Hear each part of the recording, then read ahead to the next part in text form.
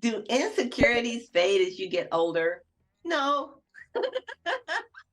They just move around and you have better tools. I have a girlfriend who has been my girlfriend for 40 years. She was a dancer. She has always been at the same weight. She's in perfect shape. In her mind, she has a huge tummy. Well, her tummy is not what it was when she was in her 20s. Now she's my age, she's in her 70s. And when you get older, you have a higher percentage of fat. Unless you're trained with Joan, in which case, you count your macros and you work out every day and you don't. But my friend has a tummy. And so one day she said to me, okay, I've conquered this. I am no longer worried about my tummy. And I like, great, that's so great. And 2 minutes later, she said, I really hate my neck.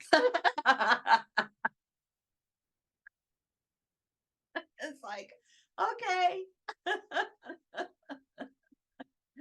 So what gets better is what just happened. You just learn to laugh about it. It is human to be insecure. And in our cultures, in Western cultures, I don't know Asian and African cultures very well, but in Western cultures, there's so much about how we look, and I see that all the time when people talk about how people look. I'm guilty of it too. A fire truck came to help us with what we thought was a carbon monoxide leak. And I was supposed to be paying attention to that because we have 4 animals in our house. And if there was a leak, we needed to get the cats out. The cats were hiding. It was like a circus here. I had trouble paying attention to the leak because I was so objectifying one of the firemen. All I could see was how great looking he was.